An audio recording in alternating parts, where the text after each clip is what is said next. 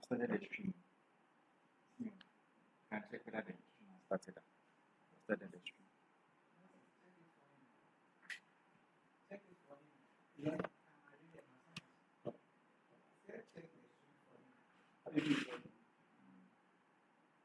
On my phone. Using the link. Hello. Yeah. Go to YouTube, match that YouTube and see.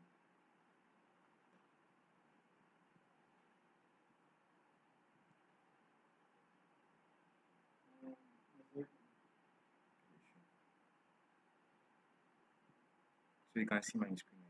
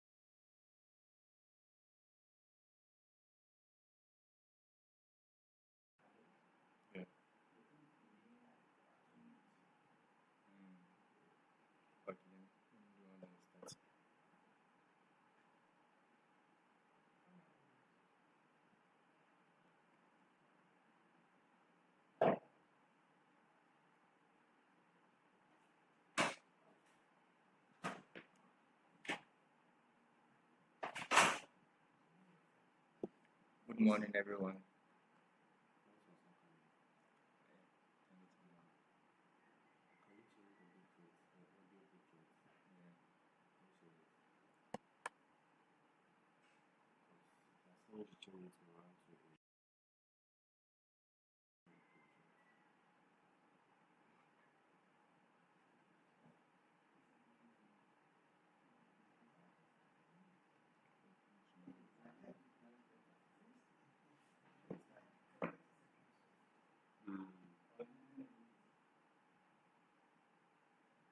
Watching it from the main.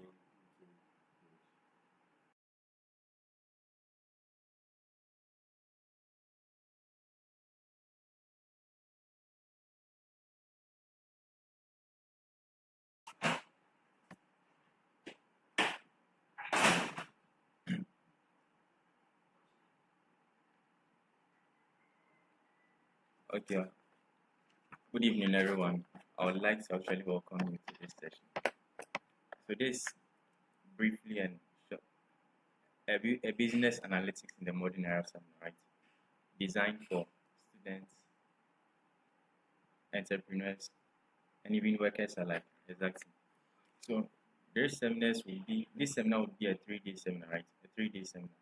I think some of you here are joining from KSB, right? And some of you here are joining from the digital campus. So I think those of you joining from KSB already know about this seminar, but those of you joining from digital campus, this will be a 3-day seminar, right? About business analytics. This is how it's going to be like. The first day would be about the theory. That's today. It will be about the theory. Then we'll have the next day, which will be about the tools and processes in business analytics, followed by the final day, which would be a practical session, right? And a guest speaker session, where we'll try and invite seasoned guests in the business analytical field to actually come and share their experience with us and actually tell us a thing or two about business analytics, right? So that's what everything will be about. Now, before I just spend some time waiting for others to join, so we'll just start this session, right? So like I said earlier, this will be a 3-day session where the day one will be about the foundations and functional pillars of business analytics, right? Day two will be about the tools, process, and frameworks, how analytics works, and the practical way in which analytics is done.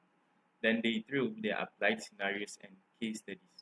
So if we structured it into understanding, that's in day one, building, that's in day two, and actually earning, that's in day three, right? So I would like to say, you stay with us and do it us through this session.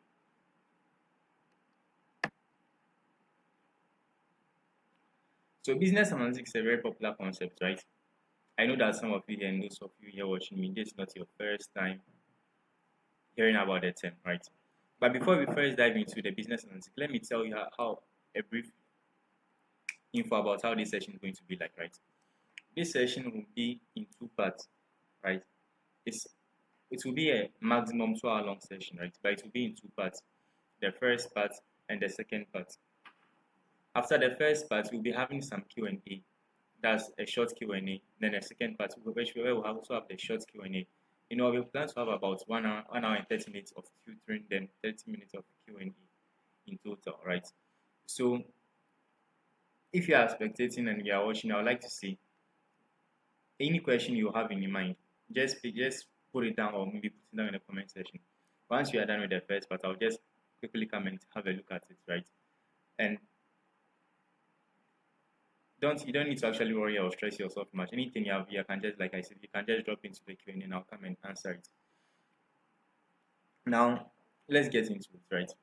So business analytics, like I was saying, it's not most of you here watching us, it's not the first time you are hearing about business analytics. It's a very, very popular concept, right?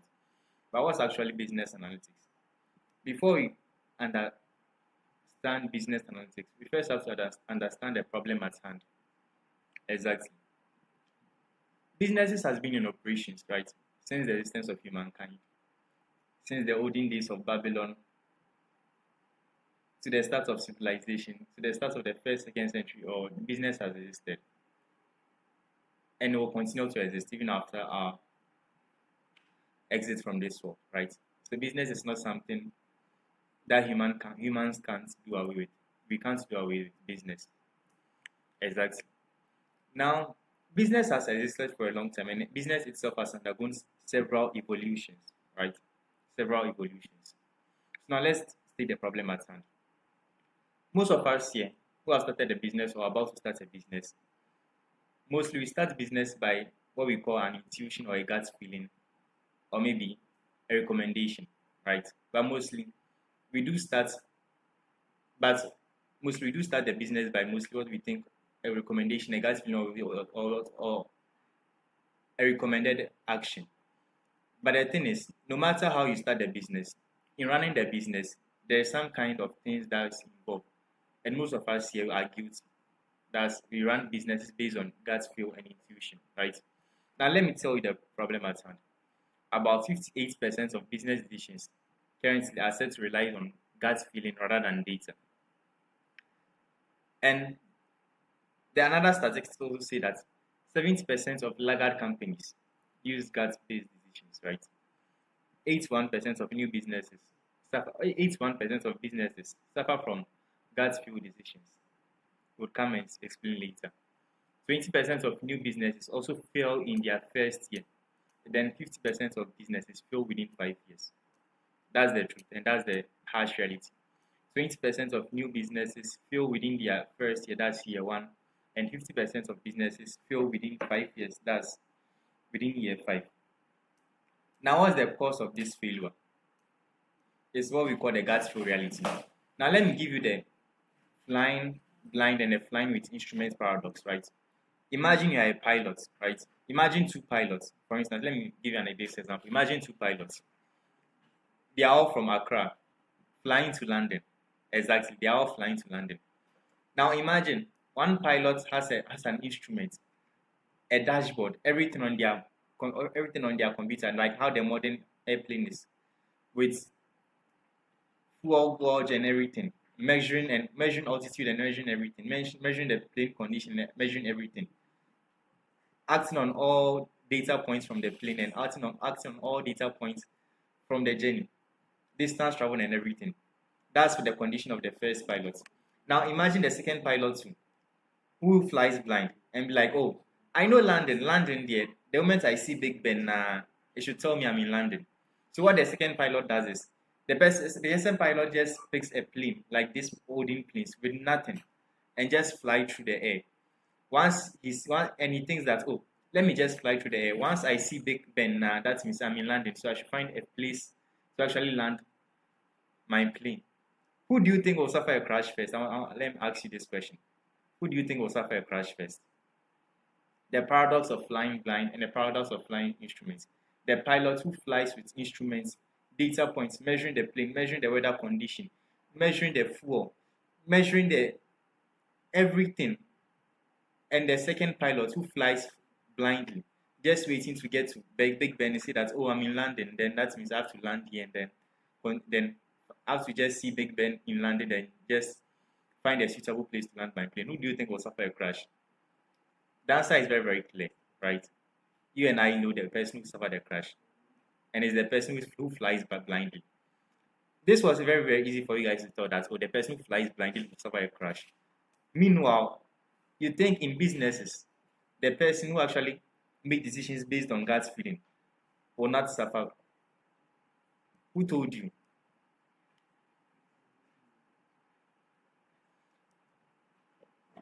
Exactly. And this is something that we need to actually really take care of.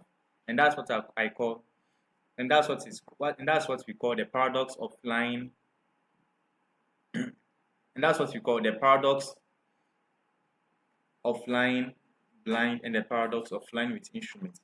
The one who flies with instrument, that's data points, checking everything, weather condition and everything.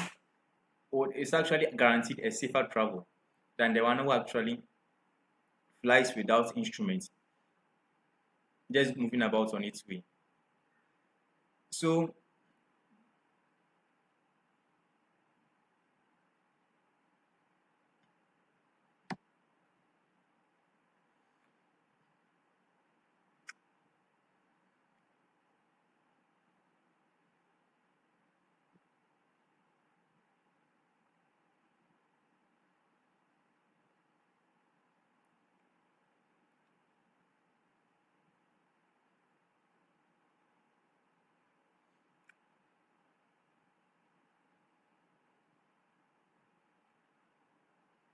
So now, understanding the paradox of flying blind and the paradox of not flying blind, what's the cost involved? And this is what I would like to show you. Now let me take you through one thing.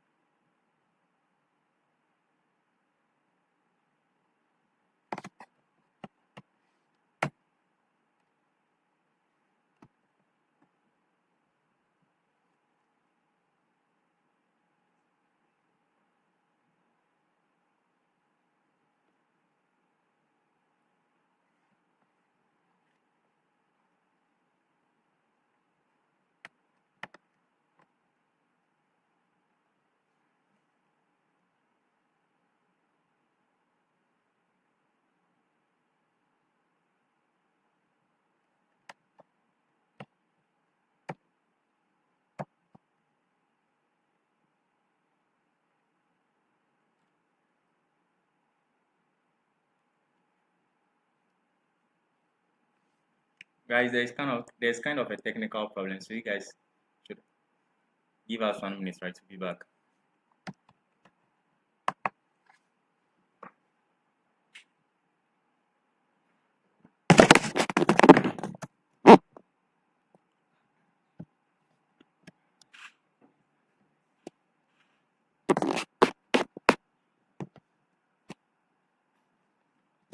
This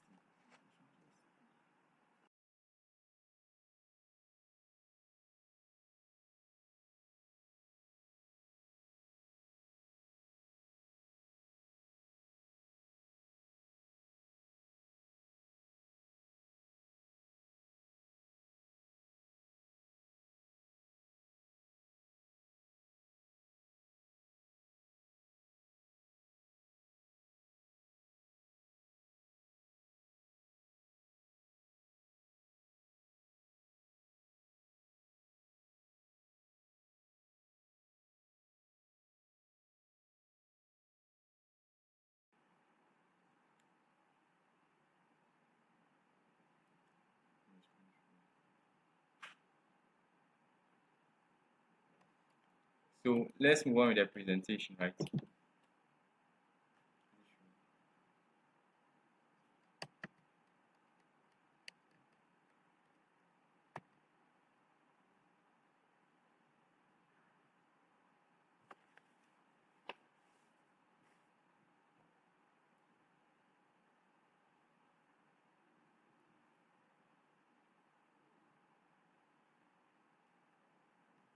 Okay, so why should you care as a business person, right? It's just what we call the data-driven advantage, right? It has been known that or it has been found out that the best-in-class companies actually base 60% of their decisions on data, right? 75% of actually data-driven organizations rate decisions quality as very, very good anytime they get it from data. And data-driven companies also have a clear competitive advantage, right? And a better survival rate. So, like I said earlier, with the paradox of flying blind and flying based on instruments, right? The main difference between the two is insights and data, right? And that gap is our opportunity to exploit as data or a business analyst, right? So now let's move on. So what's business analytics, right? So business analytics, or the core concept of business analytics, right, is about helping organizations and businesses make evidence-based decisions and also to become more data-driven, right? That's the core concept of business analytics. Helping organizations and businesses make evidence-based decisions and also to become more data-driven. The key word or the key concept underlined here is evidence-based decisions, right? Evidence-based decisions. That's the main thing. As a business analyst, you are not a magician, right? Neither are you a prophet. What you are is that you are a person who has studied, right, the tools, the frameworks, and everything necessary to actually make what? Evidence-based decisions, right? So everything you say is actually based on evidence, a point, or a mathematical calculation. That's what you as a business analyst you are. You are not a prophet, neither are you a magician, but you are a person who actually make decisions based on evidence, right? Exactly. To actually support businesses and make them more data-driven to actually boost their growth and everything. So now there are types of business analytics, right? There are types of business analytics. Various types of business analytics could include descriptive analytics, diagnostic analytics, predictive analytics, and prescriptive analytics, right? They all have their strength. They all have their functional place where they play a major role in. Now, a bit about them. Descriptive analytics simply means any analytics that is meant to actually describe what happens, right? Like daily sales, total sales, which item was most sold. That's descriptive analytics. It just describes, right? It just describes everything. And that's what descriptive analytics is about. Now we have predictive diagnostic analytics, right? We have diagnostic analytics, which tells us why did this thing happen. Let's say, for instance, a business describes that, oh, we had a 80% increase in revenue, right? Right. What caused the increase in revenue? Or maybe it's because of this new product we introduced. And that's what diagnostic analytics is about, right? Let's say, for instance, let's say you had a business analyst at maybe, let's say, check it, right? And you say, and it was found out that last week, Saturday, guys made a lot of sales. What do you think might be the reason? It's just what we call diagnostic analysis, and it's just what we call and it's just what you see that okay, it's because of the discounts we introduced, that buy one get one free. That was what caused us the high increase in revenue, and that's what diagnostic analytics is about. It tells us the why did it happen exactly, and that's what diagnostic analytics is about. Now we have predictive analytics, which tells us what will happen, and prescriptive analysis, which tells us what should we do. Predictive and prescriptive analysis. These are very, very important, right? And as business analysts, I would like you guys to actually follow up. So predictive analytics, right? What is predictive analytics? Predictive analytics is you looking at historical and current data, especially trying to say that, oh, this thing will happen, right? This thing will happen. So, for example, it's mainly used in weather forecasting. Let's say, for instance, yeah, data analysis or weather company, yeah, tax to actually check whether it's rain today or tomorrow. Like I said earlier, as a data analyst, you're not a prophet, neither are you a magician.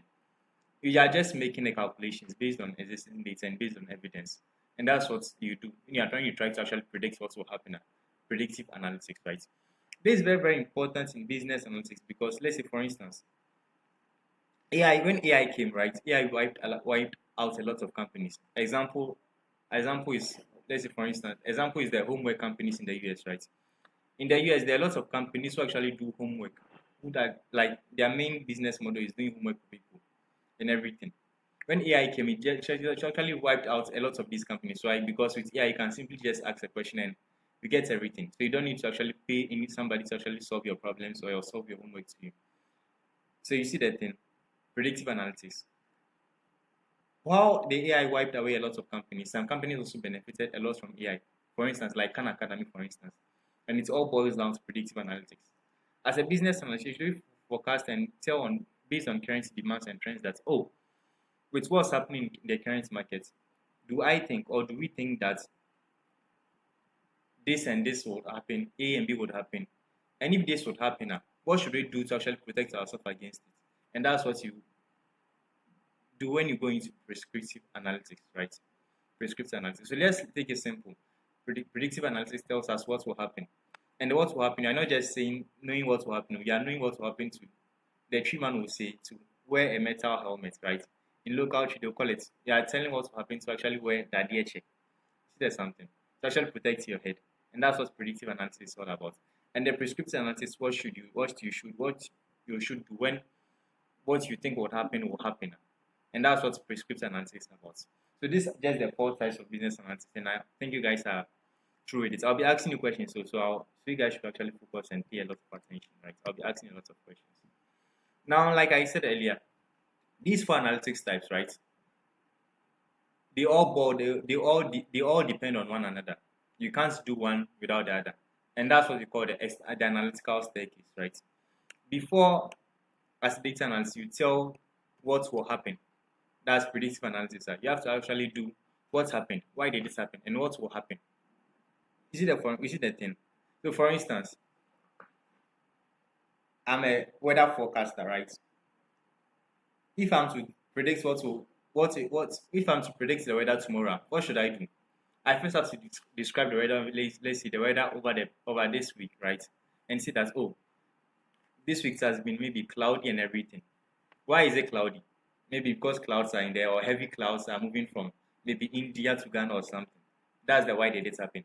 Then after understanding the what's happened and why did it happen. So what's happened? There are clouds in the air. What's happened? There are clouds in the air from Monday to Friday. Why did this happen? That's because some clouds are moving from India to Ghana or something. Exactly. So what will happen? It will rain tomorrow. And that's what as a business, as a weather forecaster I'm doing. What will happen? To rain tomorrow. Then what should we do? We should tell the people, right? So that tomorrow what would they do? They shouldn't go out to work. If you stay in Accra, you shouldn't go out to work exactly because if you do mistake there, you'll be flooded. Exactly. So that's what we should do. So you guys understand the simple analogy of analytics. Analytics is very, very simple and what we call the analytical staircase, right? Where each level builds on the one before it. And as you go higher, the insights become more powerful and more valuable to your business, right? The more you go higher, the more you go higher, the more the insights become powerful and valuable to your business. So, and understanding all the five types of business analytics actually equips you to actually ask the right questions and deliver the right answers at every stage of a business challenge. So, as a business analyst, you actually need to understand everything about this, right? Everything about the analytical staircase. Now, one thing that I would like you guys to actually take note of is there was what we call experimental analytics, right? This a subtype, not a main type, but it's a subtype of prescriptive analytics, right? Where in order to know that, oh, what should we do? We actually experiment between two possible outcomes, and we actually control one variable and change the other variable, or keep one variable constant and change the other variable, and that's what experimental analytics is about. Like I said, like if you have any question, just keep it in your head or just write into the comment section. We will end part one soon and I'll be answering your questions and everything.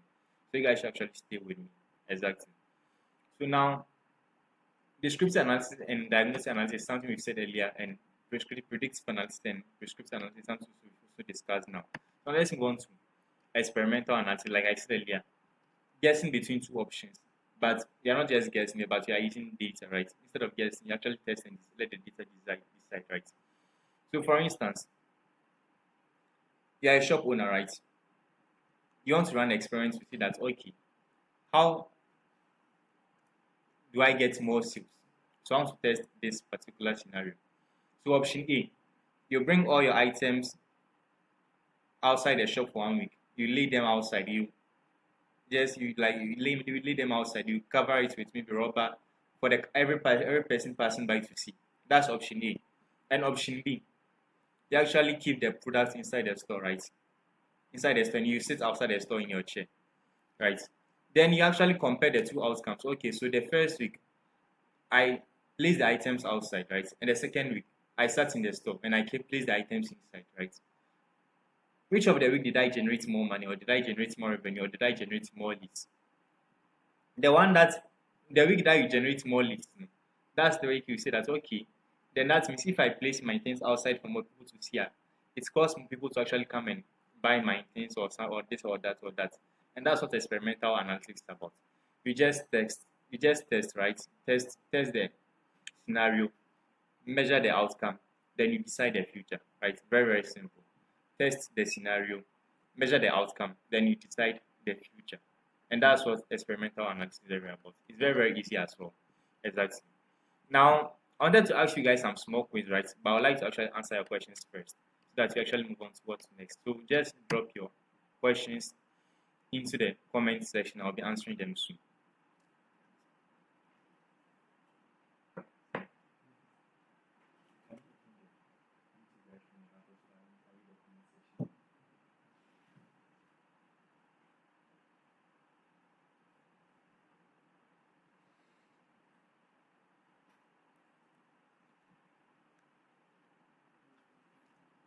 So if you are watching now, just type your questions into the comment section and I'll answer them before I move on to the next part, right?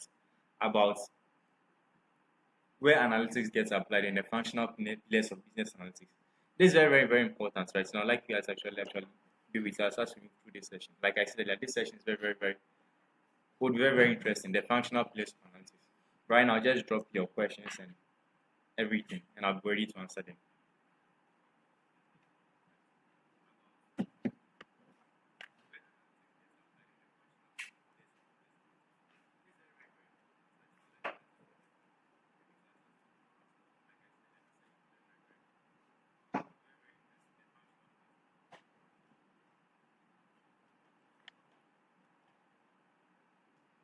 If you guys don't write any question, I would assume that you are okay with everything, right? So you guys should ask me a question before we move on to the functional parts of business analytics. What do you guys think? You guys should ask a question before we move on.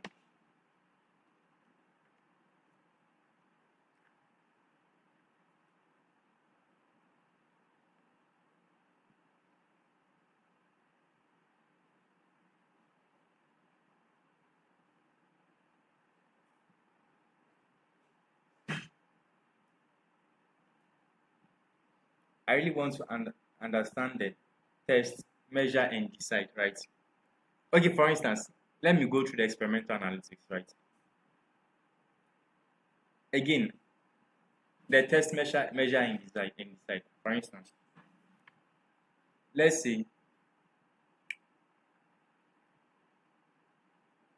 maybe you could help me by describing your business, right? And I'll give you an example tailored to it, though. But I'll be giving a generic example with this one, right? So now let me go over the first example I give, then give another example, right? So the test, measure, and decide, right? So for instance, like I said earlier, I'm a shopkeeper, right? And I want to understand. Let's say I sell food. Right? And I want to understand. Oh, the food that I sell, right? When do I generate more money? Or when do I generate more sales? Is it when I place the food outside beautifully, I cover them with rubber, then I leave them outside for the sun to shine on them and for everybody to see?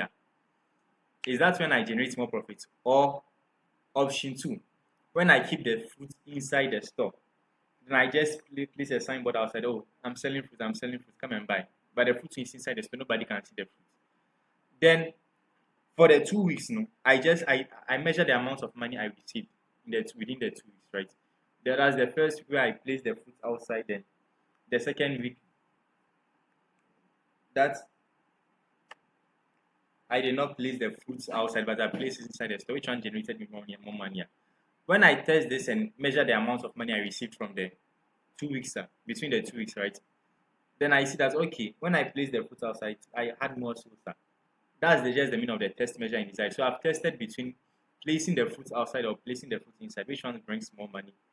Measuring is measuring the amount of money I generated by doing the two exactly. Then deciding which one actually works best for me as a business and I should continue with, right? It can be that when you brought the foot outside, some of them fell on the floor. So you actually incurred some losses as well. So that's what the decide is about. You measure everything about the business.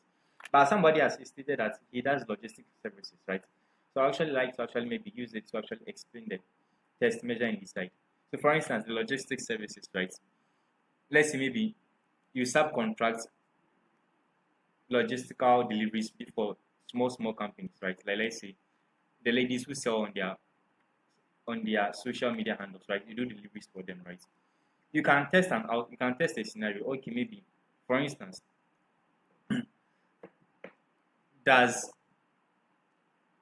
maybe you can test a scenario that's okay, maybe for instance, Christmas is coming, right? And maybe I would like to actually make our business or our logistic services business like really the best in the markets, right? So here's what I'll be doing. Given every delivery I do, I'll actually add maybe a small business card to it, right? To see whether the people would call me. That's also an example of test, measure, and decide, right? They are just adding controlling variables to actually see which ones work best. Well, another epic example, for instance, how let's say for instance the same logistics services business, right? But instead of maybe using motor, you just decide to actually use car for some deliveries. To actually measure whether the clients will actually like it or not, sir. These are all test, measure, or decide. You are just changing certain variables involved in your business to actually know which ones work best. Let me just move on to the next question so that we move on to the next slide. Right? I think most of you are interested in the next part. So somebody said, I really want to, sorry, I think somebody said, what is prescriptive analysis? Like I said earlier, prescriptive analysis is knowing what should we do. Like I said earlier, what should we do? So for instance, let me give you an example again. So we all know that, right? For instance, we all know that AI recently came and wiped out a lot of business, right? So for instance, one thing that AI is good at is maybe, let's say, for instance, copywriting, for instance. So you can see that a lot of these copywriting a lot of people who were in the copywriting business, they've lost their business because of AI, for instance. So now, as a copywriter, what should you do when AI is taking your business? You can say, okay, I'm not doing copywriting again, I'm doing review writing. Exactly, and that's what you should do. You just know the situation ahead and plan the best possible action to actually align with the motives and to actually align with positive growth or positive outcomes. And that's just what prescriptive analysis is doing. What should we do? Maybe within the sessions to come, you'll actually understand it much better. I would like to actually go on to the next session that you guys understand everything. Somebody is also asking, what's the difference between a business analyst and a data analyst? They all come from the same background, right? Like the same thing in high school, the same background, but a business analyst actually specializes in business processes, right? And that's the difference between them and data analysts. A business analyst is very, very, very good. They are a data analyst though, but at the same time, they specialize in business processes, right? Once we go through the second part of the presentation, you understand why we call ourselves business analysts. It's not easy at all, unlike you. You have to actually learn a lot of theoretical concepts for you as a business analyst to know what you are doing and everything. Exactly. So the main difference between them is that one specializes, right? A business analyst specializes in actual business processes. So because of that, they learn a lot about marketing, sales and financial, logistics and supply chain. A data analyst can actually stand down and maybe just learn their core tools, that's Excel and maybe Python, their coding and SQL and everything. They are good to go. They don't need to actually do extra work. Yeah. So that's the experimental analysis aligned with predictive analysis. I would say it aligns more with the prescriptive analysis, right? Because once you experiment and you decide that you are knowing what to do, so we are doing the show. What should we do? So experimental analysis align more with prescriptive analysis, like right. So imagine prescriptive analysis as like a business is sick. Then as an analyst, you are prescribing the drug to the business, and that's what prescription analysis is about. A business is sick, and an analyst, you actually are prescribing a drug to the business. And because of that, you are, as a business analyst, you are like a doctor. Exactly. You are prescribing a drug to the business, and the drug will not be in the form of paracetamol, though, but it will be in the form of insight. Do this, do that. Price the service like this way. Use this marketing channel, and that's what a business or that's what a business analyst you are doing, right? So somebody is also asking, does experimental analysis align with predictive? I think I've already answered this question. Then, is experimental analysis the same as machine learning? It could be. If you do an experiment, so you can use machine learning to actually know which one works well and which one works best. But I would say it could be, but it's not the same as machine learning. It could be. So now let me move on to the second part of our presentation, right? You all should be with me here. The second part of our presentation. Now, the second part of our presentation, the functional pillars of business analytics, right? Every business you know in the country or in the economy, every business you know, right, rely on certain four core things that cannot, or do you see? Every business you know rely on four certain essential things that without it the business cannot survive. And that's what we call the functional pillars of business analytics. Every business has what we call the marketing sector or the marketing pillar. That's your customer. The sales and financial pillar. That's the amount of sales you do the amount of sales or the amount of revenue you generate. The logistics and supply chain, your inventory, your delivery and operations, and HR and employee. Now let me go over again. Every business has these four core things there's these four core things that makes up every business: the marketing, the sales and financial aspects, the logistics and supply chain, and the HR and employee analytics. Let's take note of this again. The marketing, the sales and financial analytics, the logistics and supply chain, the HR and employee analytics. And it's very, very important as business analysts, you should actually know these functional pillars. Now, let me just go into it, and I know that by just watching this presentation, you guys should actually understand everything. Now, let me go into the first functional pillar. That's marketing analytics, right? Now, let me give you an example. Currently, in today's businesses, right? Today have the most confused set of businesses. I don't like you. Currently, we have we live in the generation with the most confused set of businesses. They don't know their market. Exactly. Now let me give you an example. For instance, you'd see that somebody, for instance, sells a product for women. Exactly, they sell a product for women. But they don't really know how to actually land the female customers they are selling a product for. Now let me give you an example first of the marketing analysis, right?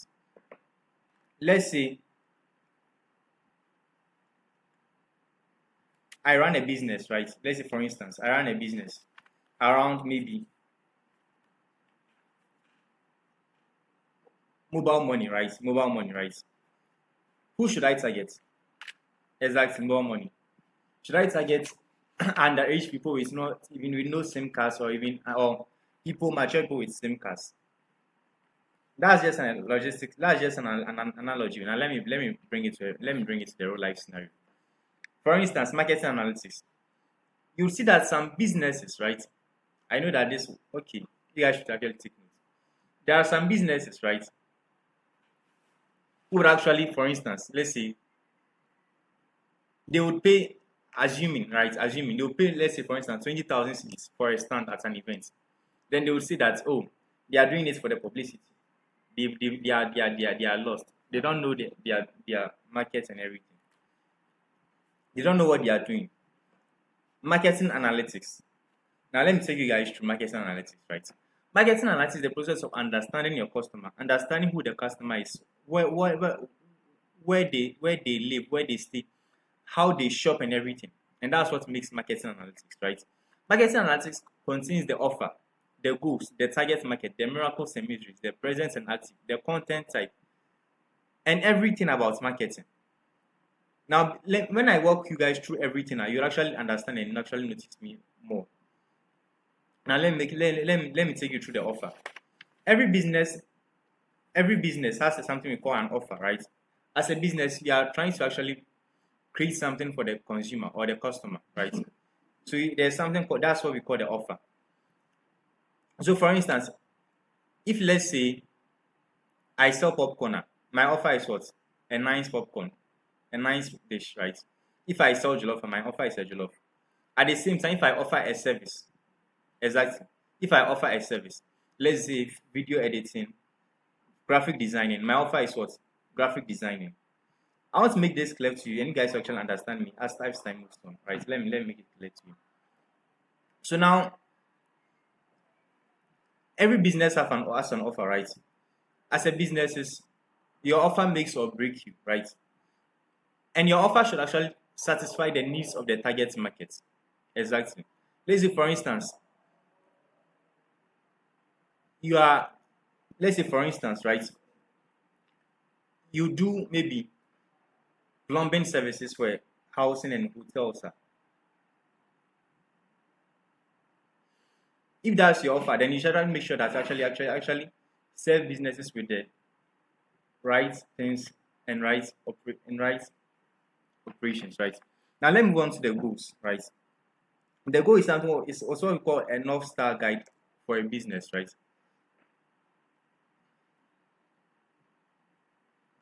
The goals, right? The goal is what we call like a North Star. As a business, what's your goal? And that's what we call a North Star, right? In a target market, right? Now let me take you guys through again. Target market.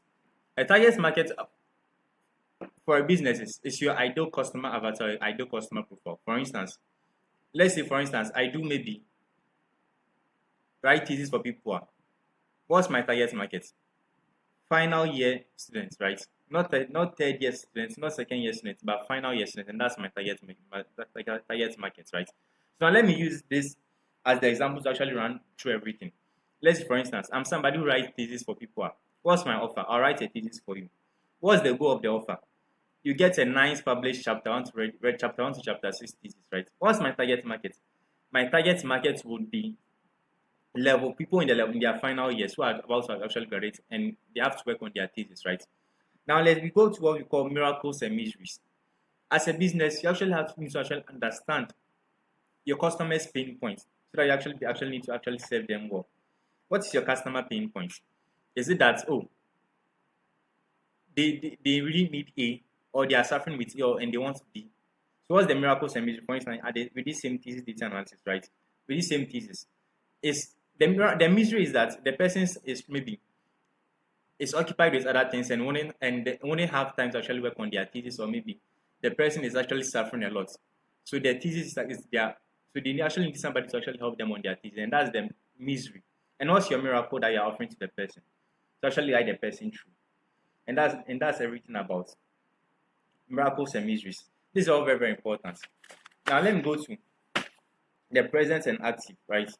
The present and active is where, as a business, you find your current customers, right? For instance, if I sell maybe, let me make an assumption again. If I sell maybe exactly the same thesis, where I would find my customer would be the university, right? Not the senior high school. I'm lost, right? If I do that, I'm very, very lost.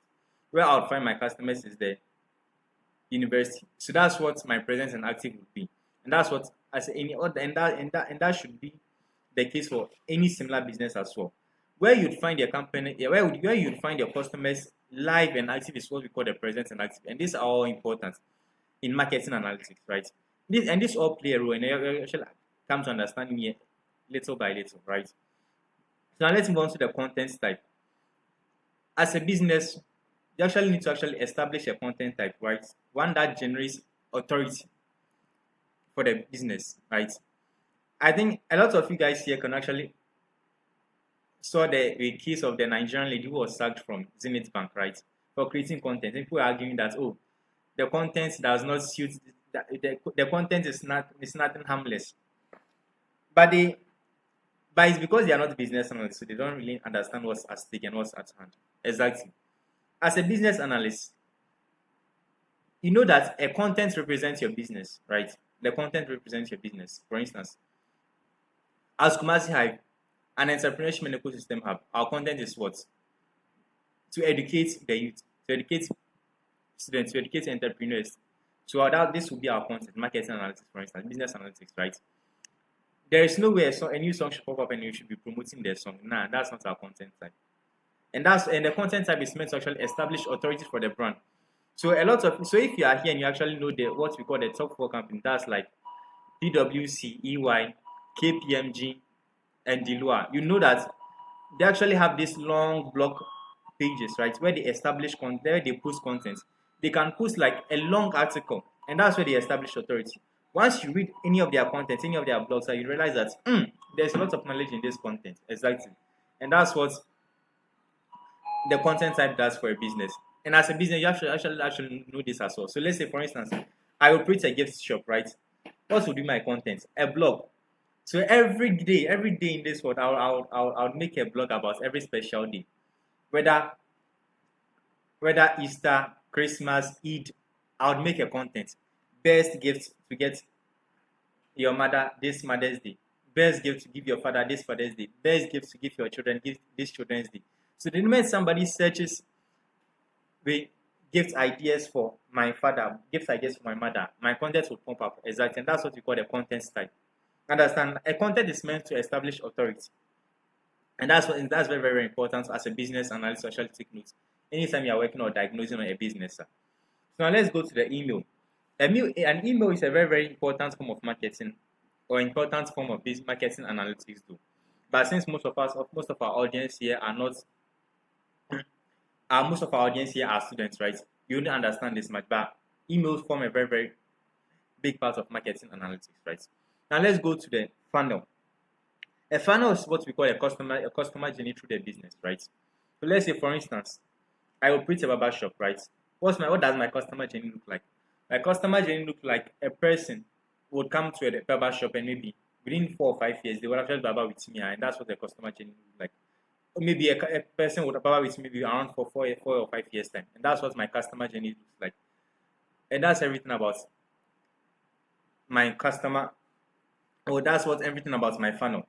So now my funnel, the first page in my funnel is what getting a customer in to actually try one haircut I would provide for the customer that the customer would actually be very, very happy with and would like to actually come and visit me all the time. So that's what my funnel would look like. We also have what we call the customer lifetime value, and that's what we call the CLV, customer lifetime value, right? The customer lifetime value is what we or the CLV is the total customer worth for your business, right? This is very, very important in most loyalty business, like for instance, the same barbershop, right? If you're operating a barbershop, for instance, the customer lifetime value is very, very, very important to you, right? Now, at the same time, one of the last aspects of marketing analytics come from video content, right? Video content.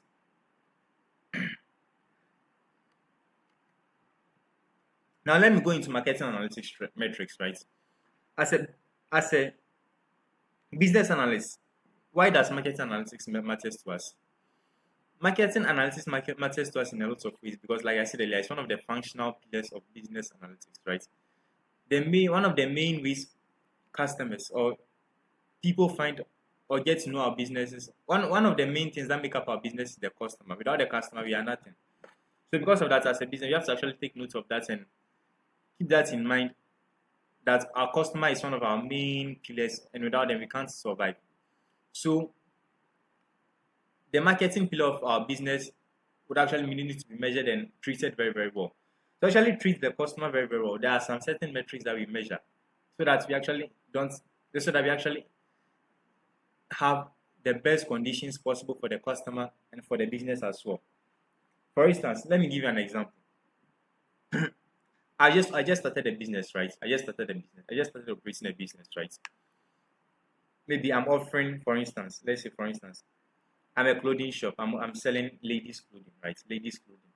I'm selling ladies' clothing, right? So right now, I want to find my customers, or I want to find my target market, right?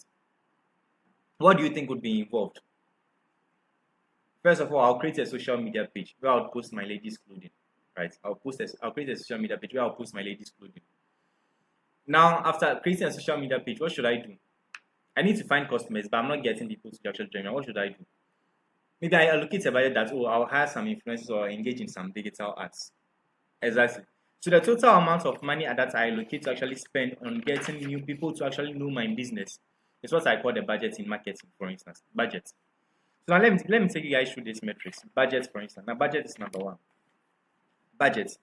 A budget forms a main part of a business because with a budget, as a business with a budget, I would actually be able to actually say that, okay, this is the total amount I would actually be investing into getting customers to know me.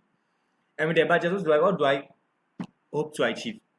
With every budget I draw, I hope to actually achieve some social media traffic or maybe customer traffic to my business, right? Maybe social media views, right?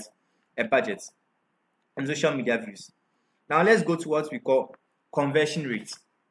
Conversion rate forms a very, very major part of business nowadays, and that's where like I feel most businesses is getting very, very lost, right? Conversion rate. For instance, I sell ladies clothing, right? I sell ladies clothing, and I want to actually make people know me. I want to actually make I want to actually get a lot of customers. What do I do? I necessarily have to run ads, right? But let's say in this occasion, I don't run ads. But what I do is actually post maybe test traps of maybe you the business owner yourself. What do you think you would? What do you think you're hoping to achieve, right? You're hoping to achieve nothing because at the end of the day, you'd find people visiting your businesses who have no idea about or no interest in what your business do. They are just coming to see you and pass. And that's what conversion rates. And that's why conversion rate is very, very important.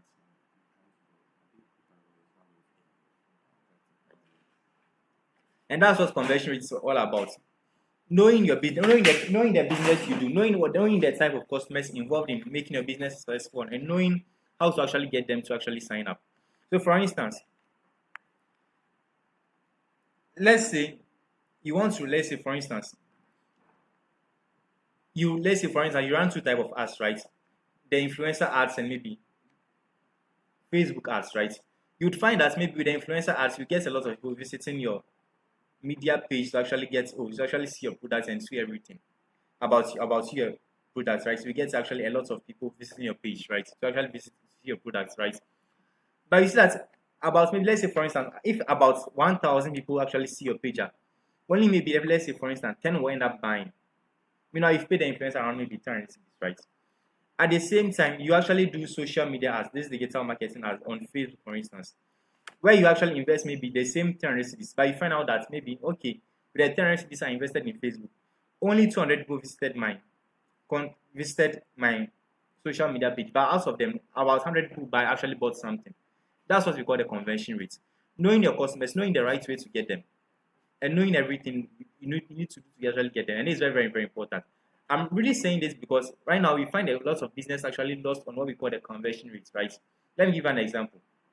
You see that a business would actually, for instance, buy maybe, let's say for instance, maybe pay an influencer, let's say around maybe 1,000 cities because the influencer generates maybe 10,000 views on their Snap handle. But they don't ask themselves, the views coming from the influencer, what kind of demographic make up those views? Exactly, what kind of demographic make up those views? It's very, very important to actually understand this because let's say, for instance, any influencer, maybe let's just lady, right? Let's say if they have majority male viewers, and you as a person who does female businesses, you actually pay them to actually advertise for you. You are already now running at a loss because the amount of people coming to because you are already predestined to actually have a low conversion rate because you are having men visit your site. Meanwhile, you sell women's clothes, right? You can argue that maybe the men are coming to get this for something, maybe a female friend or something, but that's a lie because let me make this clear to you. There's what we call the correlation and the causation, right? You actually need to actually understand your customers very, very well. Actually, need to get that the conversion rate.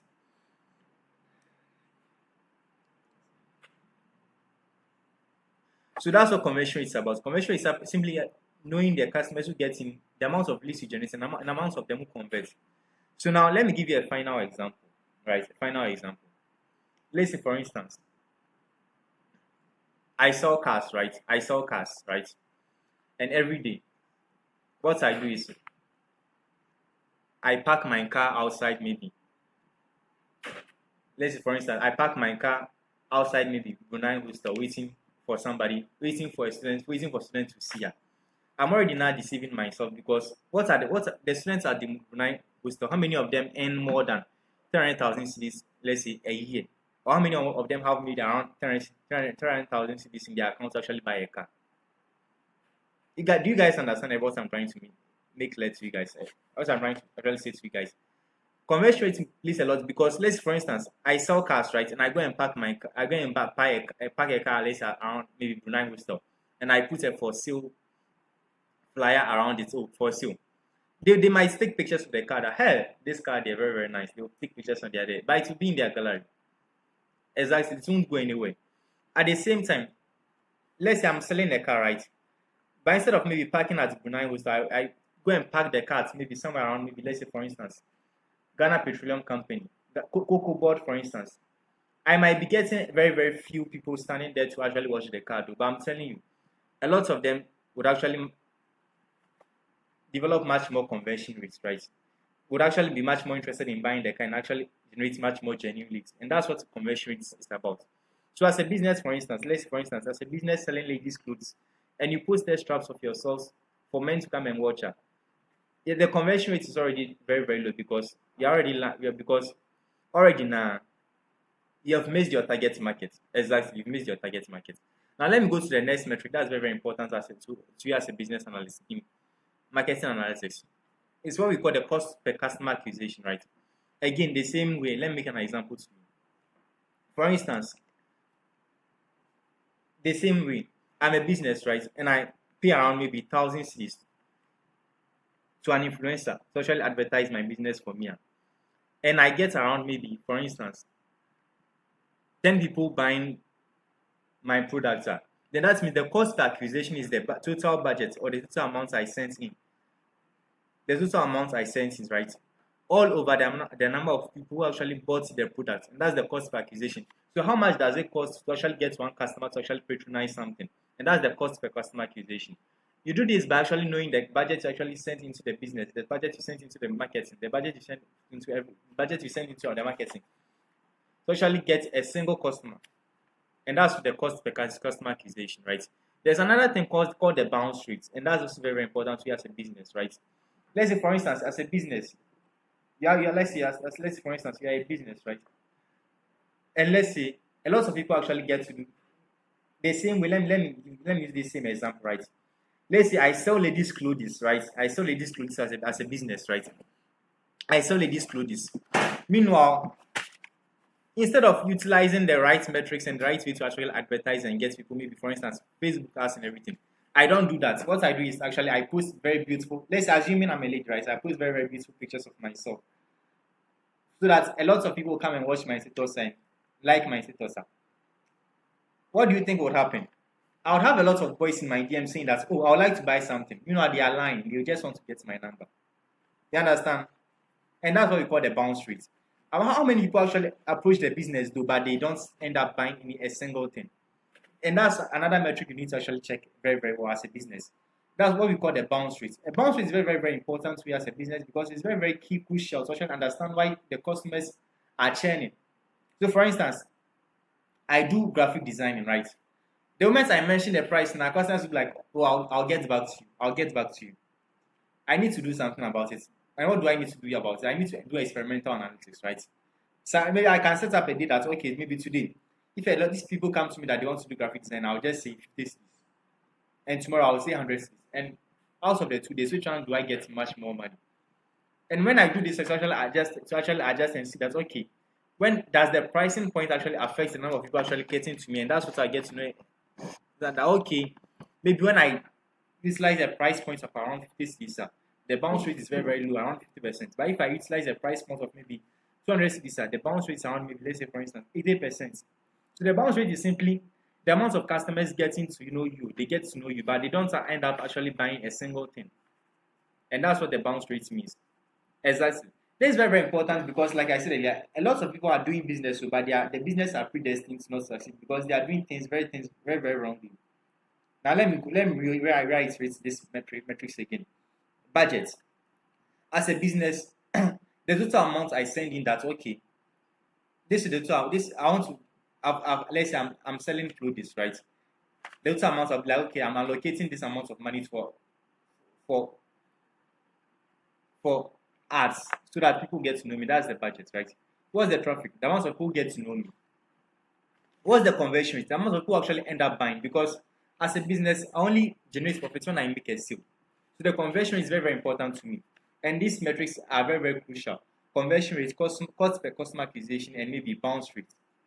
Conversion rate, cost per customer acquisition, and maybe bounce rate. These are very, very important to me as a business. So I need to measure all those things. So conversion rate, cost per customer acquisition, and bounce rate. So what's the conversion rate? Conversion rate is the amount. The conversion rate is how many people get to know me and how many people buy something. Exactly. How many people get to know me and how many people buy something. When I have thousands social media views, how many people of them click on it that, oh, I'm going to buy something? When I have 300 people registering for a course, how many people of them end up paying for the course? That's the conversion rate. What's the cost per customer acquisition? The total amount of people you actually get divided by the budget you invested. Exactly. That's the cost per customer acquisition. And if you work in big business, you actually understand this very, very well. Those who chase after customers. Let's say, for instance, big businesses like this, let's say, for instance, these investment firms, you can see that they can change again, they can chase a single company to get a single customer. You can spend like 5 years, 10 years to get a single customer. And this all goes into the cost per customer acquisition.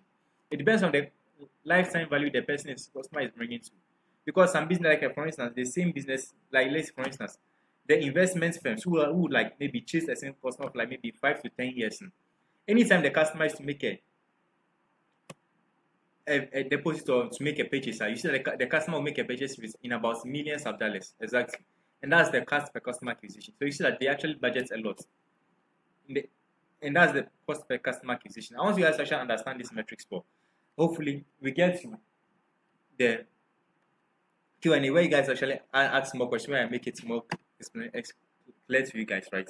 Now let's go to the next pillar of business analytics. So I've taken you guys through the four business pillars of business analytics, and we've gone through them. For instance, the first pillar, that's what we call the customer analytics, right? The next pillar is what we call the sales and financial analytics. Over here, what we do is we actually follow the money. We actually follow the revenue, the cost, the profit margins, the pricings, and the cash flow and the trends, right? That's very important to us as a business analyst to actually check these things, actually know that, okay, is our business destined to succeed or is our business destined to fail? These are very, very important. So sales and financial analytics. These are very, very important to us as a business as well. So now, let's move on. For you guys to actually understand the sales and analytics clearly, I want to give you an example, right? This would be this might be very, very tricky for you guys, but I want to just make you guys understand this. Let's say, for instance, you are a data analyst or a business analyst for European e-commerce companies, right? European e-commerce company that sells headphones across maybe five pricing tiers. And you'll be given maybe two charts, one showing the price sold per tier and another showing the revenue contribution based on estimated average selling price. As a business analyst, they're giving you this to actually check and give them recommendations, right, on which ones or which product actually they should prioritize for future growth. I want to give you a single question. What do you think would be the products which they should prioritize for future growth? Now let me repeat this example, right? Exactly. Let's say you're a business analyst, right? As an European e-commerce company that sells headphones across maybe five pricing tiers, right? And you'll be given two charts, one showing the maybe price, one showing the units sold per price tier, another showing the revenue contribution percentage based on as estimated average selling price, right? And they call you as a business analyst, actually come and help them diagnose that, okay, we want to actually expand our business. We want to focus on a price tier of headphones. What do you think? Which group of headphones do you think we should actually prioritize for future growth? You would think that, okay, maybe it's the value headphones. Since it's the one that's mostly sold, so it's the one that the company should actually prioritize most. But the truth is, that's a lie. The one that they should actually prioritize most is what? Luxury. Because when they actually do the metrics and do the calculations and do everything, you actually realize that luxury headphones actually brings in more revenue per unit than the other price tier units, right? You can do the calculation. If you are following me, you can do the calculation. You can divide the percentage, right? The percentage is by the total units. So that's the 1,000, the 4,000, the 6,000, the 12,000, and the 6,000 to check and measure things, and you see for yourself exactly. So the revenue contribution by the headphones unit would actually tell you that okay, then the revenue contribution per unit sold is for each item price here is this. So this is what I should prioritize, and this is very, very important to you this is very, very important as a business analyst for you to actually know this exactly. So now you guys can actually solve this example though, and you actually see for yourself. So now let me take you through the key areas again: the revenue, the cost, the profit margins, the pricing, the cash flow, and the trends. All very, very important in sales and financial analytics, right? So another functional pillar of business analytics, right, is what we call the logistics and supply chain analytics, right? And over here, there are lots of things that comes into play. What we call the order fulfillment and accuracy, inventory analysis, transportation and freight efficiency, and at the same time, supplier and procurement performance. These all play a role exactly. For instance, if I'm a business that sells drinks, right, in wholesale, my logistics and supply chain analysis is very, very important because the moment a customer comes in and I see that, oh, this kind of drink is not there, and then we go to another store, I might end up losing that customer forever, right? So I need to actually analyze my logistics and my supply chain. I need to analyze my inventory. I need to analyze the goods in store to actually know the time the goods will actually finish, when I should actually restock, and when I should actually do this thing, and when I should actually call for more, so that I never run out of goods to sell. It is very, very, very important as a business analyst. I need to take care of. So as a business analyst, I'm not just handling just the data though, but I'm actually handling the data across all the four functional pillars. That's marketing, sales and financial analytics, and maybe logistics and supply chain analytics to actually find the right thing and the right things for my business, right? So let's say, for instance, the order fulfillment and accuracy. Which percentage of orders actually delivered without a single error? I need to actually follow it. So anytime I make an order, I should call the customer and say that, okay, did you receive the order perfectly? I need to be actually measuring these things, as this all contribute to a successful business, right? Exactly. So now another thing that's also very key for me to measure is actually what we call the inventory turnover ratio, right? A lot of the times you see a lot of stores with goods there, and they think that okay, the goods are actually means that the store is doing well. That's not the case. The goods should actually a store should actually not price itself in the amount of goods it holds, though, but it should actually price itself with the inventory turnover rate. For instance, you open the store maybe around maybe January, 6 months now, and almost all the goods you bought at first, they are still in the store. Something should tell you that, oh, okay, there should be a reason why the goods are not actually selling over fast. There is the reason why the goods are not actually selling fast. So I need to actually prioritize and make certain decisions, and that's very, very important in the inventory analysis. I need to actually analyze my inventory to actually know that okay, is this goods that I'm holding actually costing the business, or is this actually helping the business? And that's very, very, very important. For instance, the inventory analysis. For instance, if you're a farmer and you're watching this session, you actually understand this more, right? Inventory analytics. Having maize in the store when they are not buying or something. There's expense in the inventory. The inventory expense is never something that you should be proud of. It's rather expense, right? If you have an inventory, the key focus should actually be turning over the inventory fast, making sure the inventory is sold very fast, so that you actually don't keep your cash stored in unsold goods. And this is very, very important as a business analyst to take care of. So I think I saw a question earlier asking about employee analytics. That's HR analytics. Employee analytics form a very, very key part of business. Why? Because your people are your greatest assets, right? Let me make this clear. Your people are your greatest assets. In every company, you see for yourself that their employee, anytime they are being treated well, the company also goes on very, very, very well. Exactly. Let me give you an example. You would see that, let's say for instance, you see that Apple, for let me give you an example of these foreign companies. Let's say for Apple, for instance, when anytime you look at the paycheck of their CEO, you always anytime you take a look at the paycheck of their CEO, you open your mouth that, hey, wow, because they understand HR analytics, right?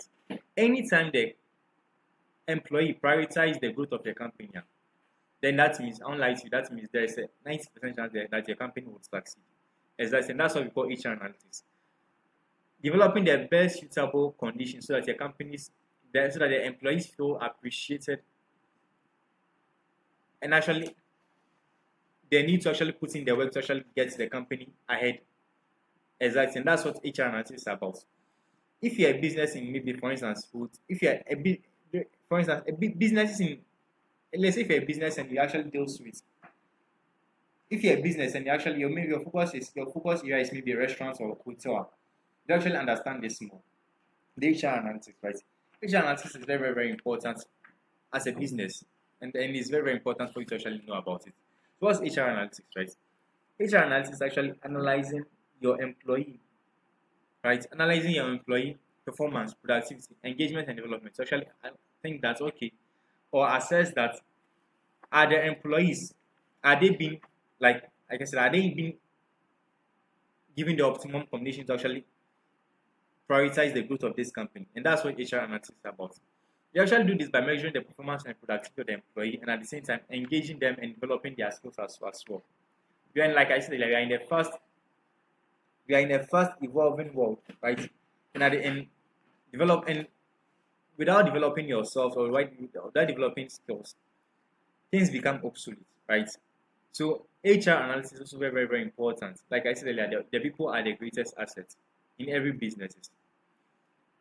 And you see for also, like the example I was giving earlier, in these big companies, they pay their CEOs very, very, very well, because they understand that, okay, anytime the employees are being treated well, they do also actually have the best of company at heart. Exactly. So you see that a lot of these foreign startups, anytime they're about to start, anytime they get a new employer, what they do is that they actually reward the employee with what we call stock benefits, right?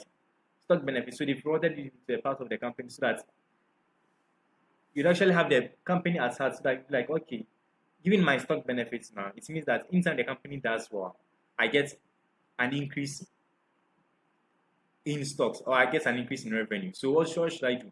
I should do best, and I should do very, very well to actually maximize and see the company do well, or excel at its best. And that's what we call HR analytics. Treating your employees well, seeing them as the greatest asset, measuring their performance and their productivity, and optimizing conditions to actually make sure that they do very, very, very well. Exactly. This is very, very important, because some companies don't treat employees like they are human beings, right? You'd go to some company and you see that the employees are burnt out. They are suffering, they feel tired to actually work. And with this condition, then there is a high chance that the company will not succeed. So, as a business analyst, anytime you are being called to actually diagnose the business side, you don't need to actually take a look at just the data alone, their finance alone. You also need to actually take a look at their employees, what they are doing, their tax and everything, to actually see that, okay, based on the data and everything, is the company poised to succeed or fail based on how things are going? And that's very important. So that's about the functional pillars of data analytics, right? The quiz will come later. The functional pillars of data analytics, right? The marketing or the consumer analytics, the consumer and marketing analytics, right? The sales and financial analytics, right? The logistics and inventory analytics, and at the same time, the employee and HR analytics, and that's all about business analytics, right? Or the functional areas of business analytics.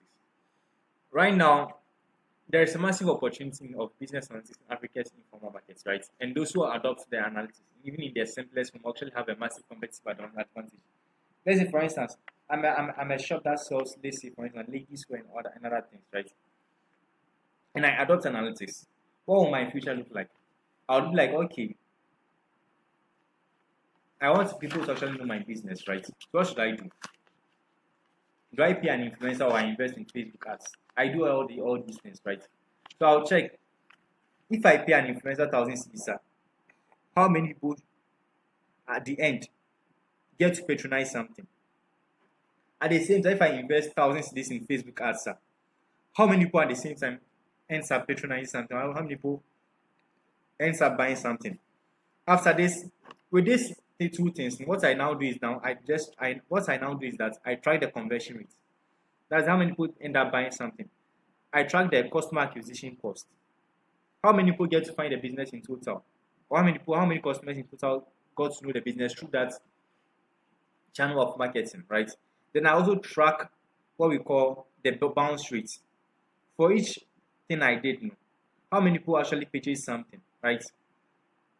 So, like for instance, you hired an influencer, though, but that influencer only that influencers maybe majority of their crowd comes from maybe, for instance, university students.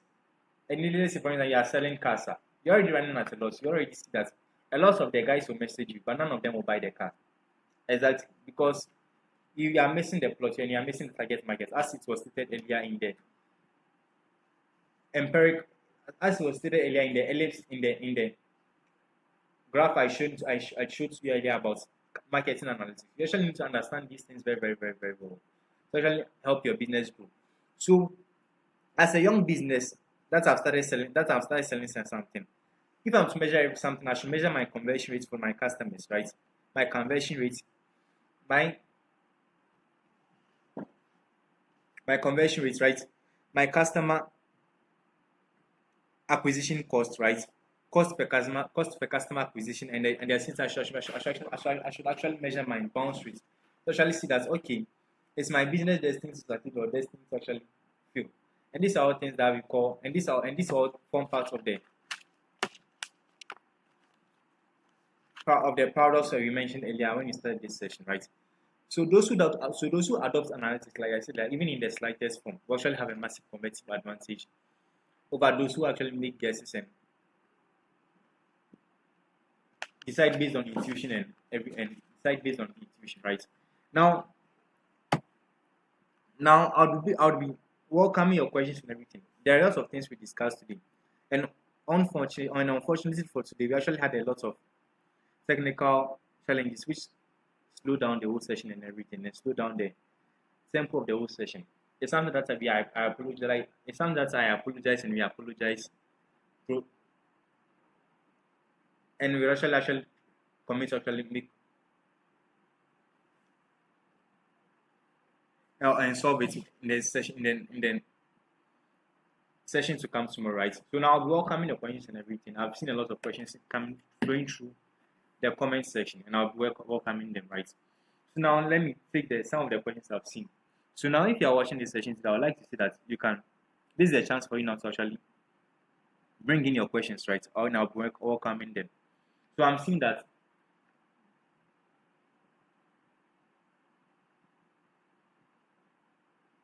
Okay, sure. I've seen a question here. Somebody just asked, if a business, right, has many customers, but very few. If a business, right, has many customers, but very few repeat purchases, what data should we analyze to identify the problem and develop a solution? It depends on the kind of businesses you are doing, right? Let's for instance, if I sell a car, I don't expect people to actually buy a car every year. Nah, it shouldn't be possible, right? But it depends. Like, but let's say for instance, I sell clothes, right? I sell clothes. One thing I should take note is that okay, with clothes, maybe the lifetime, a clothes lifetime is maybe around 6 months, 1 year. So maybe within 6 months, 1 year, then I should be expecting my customers to actually return or come back to me. For instance, like I sell clothes, for instance. So I should make it in my budget that okay, within 6 months time, I should have my customer returning back to me. Now I now track the business, right, and I see that a lot of the time, very very few customers make repeat purchases. I need to identify okay, the customers who make repeat purchases, what products do they go after? Is it that if a customer buys maybe a shirt today, when they come back, are they coming to buy maybe another shirt or another thing else? Like let's say for instance, maybe even a jeans or a trouser or something. I need to actually measure these things. But let me go down to the points in this question. The person is saying that if a business has many customers but very few repeat purchases, what data should be analyzed to actually identify the problem and develop the solution? So it all boils down to the business, right? If you could maybe identify the specific business side to actually be very clear for me to actually answer this question, right? And I could see that somebody even helped me here that what specific operational or strategic decisions will this analysis directly drive, or how do you measure if that outcome succeeded, right? I don't know if this links to the first question though, but let me take my time and go through the question again. What specific operational or strategic decision will this analysis directly drive, and how do we measure if that outcome succeeded? I think it's based on the previous question. That was what the person said. So now let me go back to the question again and let me say it again. You are saying that if a business has many customers, right, but very few repeat purchases, it means that the customers who buy anything, they don't come back to buy your products again. So for instance, if it sells food, it might mean that the customers think your food is not delicious, right? So that's what I'm trying to say, that you need to actually identify the product you are selling. Is it a car? If you sell a car, for instance, you should take note that if a person buy a car today, then the next time they should come to buy a car is maybe the next 5 years time, right? But at the same time, if I sell clothes, for instance, then I should take in mind that okay, the next time that a person will come to buy a clothes would maybe in 6 months or 1 year time. So with that, I should actually be tracking. Does the person actually return to buy the clothes? Or when the person actually returns to buy the clothes, which kind of clothes do they buy? I need to actually measure all these things because let's say for instance with your problem, if a business has many customers but very few repeat purchases, it means that the earlier customers who patronize the business they change their mind. That oh I don't think I need to actually go back doing the business with this person again. So the same time it also depends on the business. Let's say for instance, yeah, restaurants again. Yeah, restaurants are a lot of people visit your restaurants, but very few return. Then you need to ask yourself, is it that you don't like our food, our service is poor, or something else? Like I said, like you need to actually measure this all functional. You need to actually measure all these function, all the functional areas to actually see what's wrong. And I think that's what the second. If the second question was to be an answer, that's what the person was trying to say. So now what I'm saying is that if a business has many customers but very few repeat purchases, what you need to do is actually pick the four functional pillars as you can see here. The four functional pillars as you can see here. The marketing or the consumer, right? The marketing or the consumer. The sales and financial analytics, right? The logistics and supply chain, and at the same time the HR. Take all these functional areas and analyze them to see what went wrong. What do you think might be wrong? If you don't find an answer or you are not able to actually find a direct answer, what you can do here is that, or what I'll advise you to do here is that anytime a customer buys something, send them a survey, a simple survey for them to do. You can simply call them, right? You can simply call them that okay, what do you think with this thing that we did with do you think there's something that we can improve about our service? And even here at Commercial, we mostly do it. Anytime we organize training sessions, we mostly send out survey forms to actually the participants to actually ask them, okay, this training that you did now, what do you think about this whole training in general? Which areas do you think we can improve? If we were to add one thing to the training, what do you think we should have been added? And sometimes you get the people saying that okay, I think when you organize training, you should give us food, you should buy water for us, so you should engage us on this or that. You should, instead of making a training, let's say for instance 2 days, I should try and make it maybe 1 week. And these are all things you should measure. So with your question, what I would say is that go back to the four functional pillars of your business, right? The marketing or the customer, the sales and the sales and the financial, the logistics and the supply chain, and the HR. Over here, what I would say is that check all these things to actually see that do they constitute a factor or the reason why the customers, anytime the customers come up, they don't like to return again. So for instance, it could be the marketing. That it could be that the customers did not really find the miracles and the mysteries solved in your products, right? It could be that okay, maybe the customer wanted solution A, but when they came, they didn't get the solution as to the level they expected. So, like, let's for instance, the food was not good or something. Exactly. It could also be your sales. Maybe the customer purchased your product too, but they found out that a person has another cheaper product somewhere. So because of that, they come back to the person to actually buy their cheaper product. Exactly. It could also be your logistics. Maybe your delivery takes too long to arrive to the customer. The customer cannot wait, simply wait. Exactly. Let's say for instance, you sell maybe certain products which a person needs it right now. The person cannot sell. Let's say for instance, you're a person who sells sugar, and anytime a customer makes a order, the order takes about 1 week to arrive. Then the customer will simply not come back to you again because by the time the order arrives, the customer's armpit will be smelling. You understand this analogy I'm trying to make? Every business and its functional pillars. So you need to actually understand this very well. At the same time, for instance, if I sell food, for instance, and it takes about maybe too long for the food to arrive, by the time the food will arrive, the customer already sold Gary. So that means the customer might not simply want to return or to buy something again. So I need to actually measure all these things. It could also be my HR. Maybe when the customer came, they did not see anybody smiling at the workplace. You understand? Exactly. Maybe the customer came to the restaurant, but they met people frowning at their faces, shouting at them. They won't like to actually come back again. So you need to actually go back to your business, right, and diagnose the 4 functional pillars, right?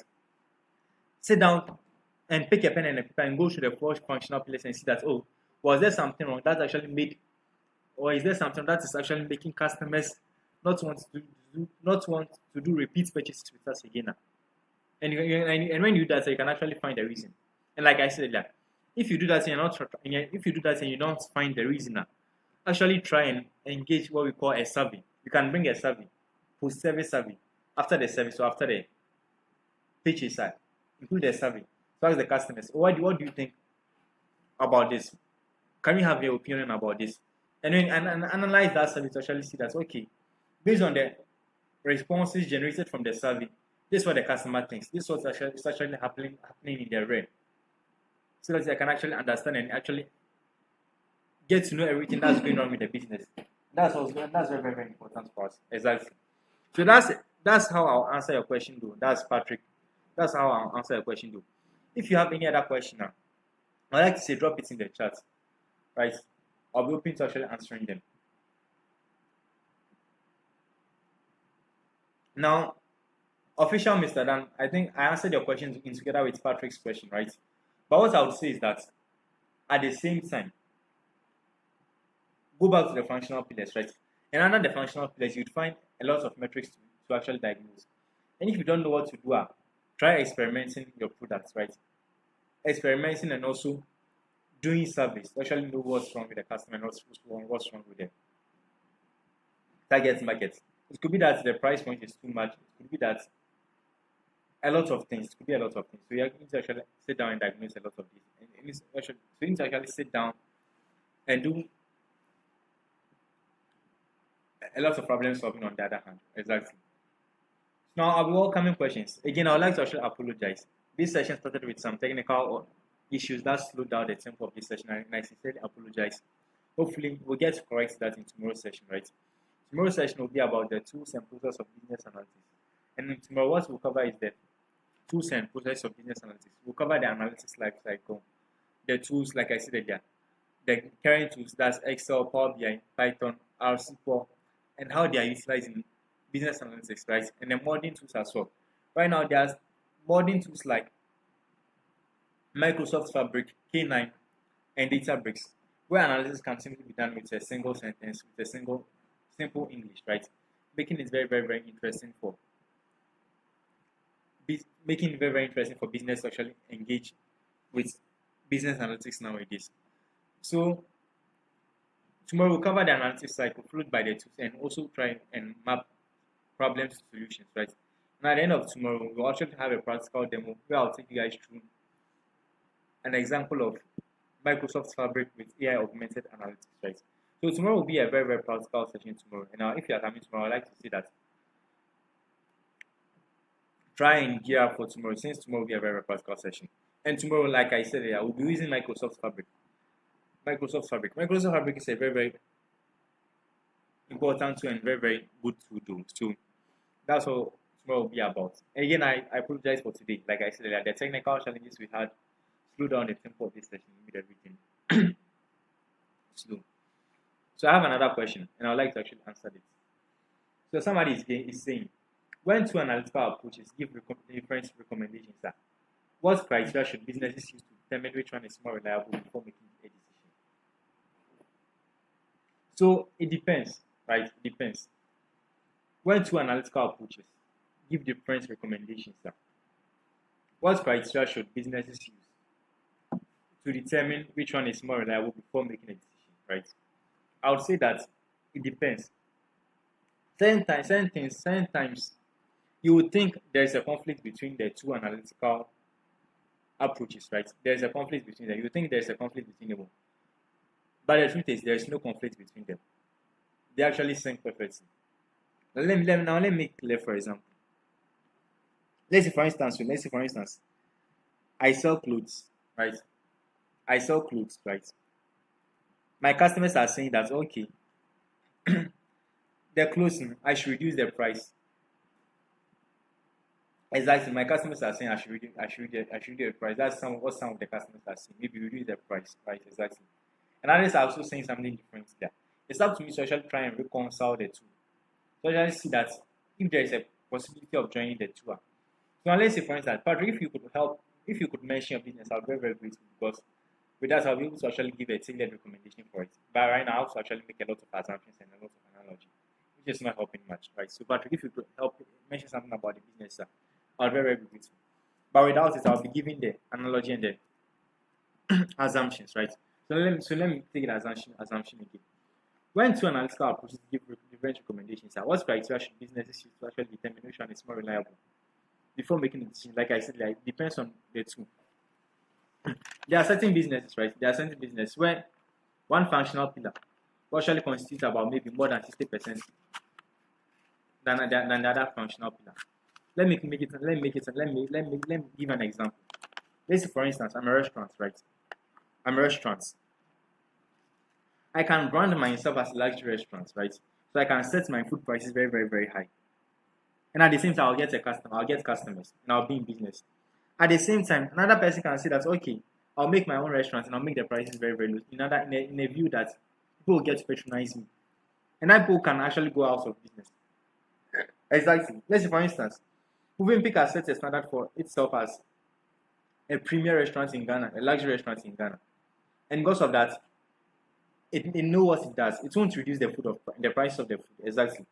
So like I said earlier, some functional areas of analysis actually holds much more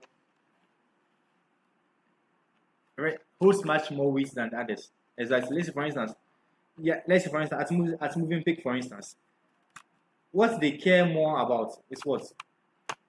Is their customer. Is the image of their customer, right? At Movenpick, they want every person who enters there to actually feel like a king. Exactly. They don't care about the price. So they can set any price tag because they know that people would pay to actually have that one of a lifetime experience. That's what I'm trying to say, that when two analytical approaches give different recommendations, what criteria do you think the business should use? The business should use it depending on what the business is based on. So for instance, if the business is actually a business, so the business should actually weigh its functional pillars, right? Which one actually holds more weight? Exactly. Which one actually holds more weight? And should actually work towards that functional pillar more. So for instance, if Movenpick wants to actually increase, let's say for instance, sales, for instance, or increase more restaurants visits, it does not have to reduce the prices, but it actually needs to actually do something else. Maybe introduce a new food that's okay. This is a food from Japan. They call it caviar, and we've brought it to the Ghana. So if we are certain that it's at a price tag of maybe 10 cedis for our people to actually enjoy. This is what they need to do: introduce a new food brand. We know of another restaurant, they don't. If something is not going on well, they won't need to actually introduce a food brand, but to actually reduce their price. That's what I'm trying to say. That it depends on the functional pillars that the business relies on. Exactly. Patrick, if you could give me an example of a business that you are running now, I'll be very, very grateful to actually give you tailored recommendations. But without this example, I'm poised to actually give a lot of assumptions. So the simple answer to your question is that it depends on the functional pillars that make up the business. There are some business which functional pillars weighs much more than others, and as a result of that, there would be a way, or there would be a need for them to actually sometimes drop one and focus on the other, or sometimes reconcile the two, or sometimes, like I said, that there might look like there is a conflict between certain two recommendations, but in reality, there is no conflict between them. Exactly. Like I said earlier, it depends on the business. If you could give me an example of the business you're running, Patrick, I'm very, very happy, so that I can actually give you a tailored recommendation. But without that, I would actually say that thank you all for this. Thank you all for the fun. Thank you all for the time today, and I would really like to say thank you all for joining today. Like I said earlier, today will be the day one and the functional pillars of business analytics. This is very important for us to do. This is very important for us because tomorrow we'll be diving into the what we call the tools and processes of business analytics, and this is very and with that, exactly, and with that, there would be a need for us to actually have some practical view of business analytics, right? So I would like to say tomorrow, same time, that's 4 to 6 p.m., right? Hopefully, we'll go through the tools and processes in business analytics, right? The tools which are mostly utilized in the business analytical process, and even modern AI. Like I said earlier, tomorrow I'll be introducing you guys to Microsoft Fabric, right? Microsoft Fabric, and that's a very, very modern tool, and that's very, very useful in business analytics. So, without any question, I'd like to say thank you all for joining once again, and hopefully we get to meet tomorrow. Again, I apologize for the technical challenges we experienced earlier today, which caused the session to actually slow down. And I'd like to say thank you all for joining. Bye bye.